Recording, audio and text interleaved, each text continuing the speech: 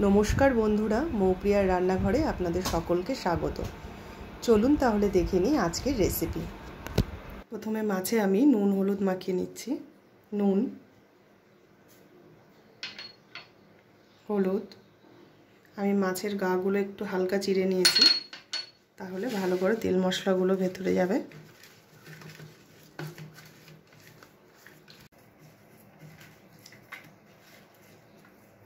ভালোভাবে নুন হলুদ মাখিয়ে এবার আমি এটিকে কিছুক্ষণ রেখে দেব।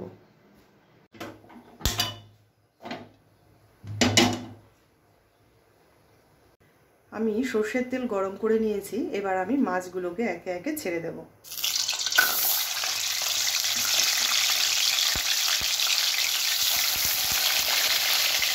তেলাপিয়া মাছের রসা বানাতে আমি একটি মিক্সার জারে একটু মশলা তৈরি করে নিচ্ছি।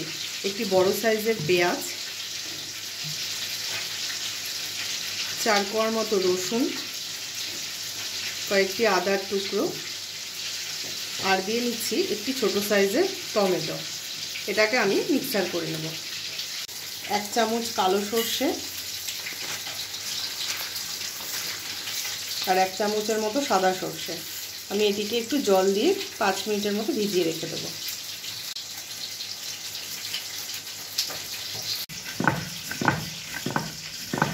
মাছ ভাজার পরে আমার একটুখানি তেল বেঁচে গেছে, এই তেলের মধ্যেই আমি বেগুনগুলো সামান্য ভেজে নিই।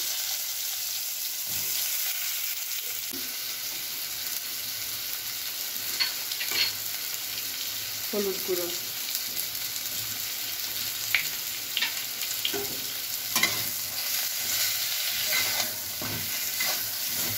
আমার বেগুনগুলো ভাজা হয়ে গেছে, আমি বেগুনগুলোকে তুলে নিচ্ছি। এবার আমি কড়াইতে কালো জিরে ফোড়ন আর দিয়ে নিচ্ছি একটা শুকনো লঙ্কা ফোড়ন। এবার আমি যে মশলার পেস্টটা বানিয়ে নিয়েছিলাম সেটা দিয়ে নেব।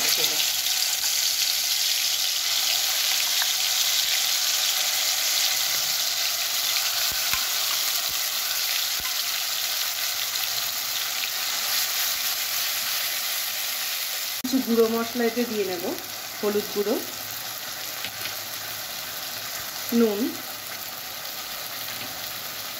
আর একটু কাশ্মীরি লঙ্কার গুঁড়ো।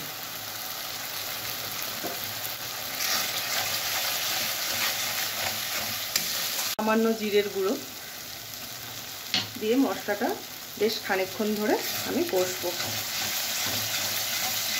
মশলা থেকে বেশ ভালোভাবে তেল ছেড়ে এসছে, এবারে আমি এতে সর্ষে বাটা দিয়ে দেব।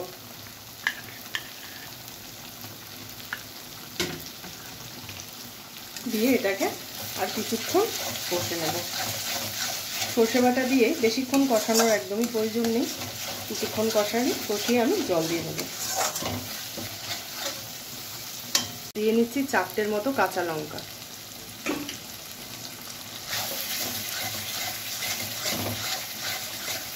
সর্ষের বাটি ধোয়া এবারে এখানে প্রায় কিছুটা 1 বাটির মতো প্রায় জল দিয়ে নেব আমি। আর কিছুটা জল আমার লাগবে।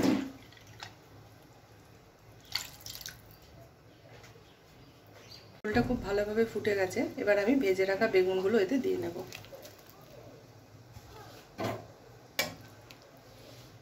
এক মিনিটের মধ্যে কিন্তু এটা আমার হয়ে যাবে, কারণ আমার বেগুনগুলো কিন্তু একদম ভাজাই আছে।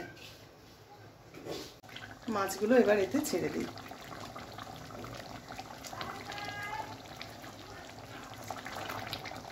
আমার বেগুন দিয়ে তেলাপিয়া মাছের রসা একদম রেডি হয়ে গেছে বন্ধুরা। গরম গরম ভাতের সঙ্গে আপনারা এটিকে পরিবেশন করবেন। সকলেই খেয়ে আপনাদের খুবই সুনাম গাইবে, কিন্তু অবশ্যই বাড়িতে একবার আপনারা এটি ট্রাই করবেন। আমার বানানো ভিডিওগুলো যদি আপনাদের ভালো লেগে থাকে তাহলে প্লিজ আমার চ্যানেলটিকে সাবস্ক্রাইব করে দেবেন আর আমার ভিডিওটিতে একটি লাইক দিয়ে দেবেন। সকলে ভালো থাকবেন, পরিবারের সকলকে ভালো রাখবেন। ধন্যবাদ।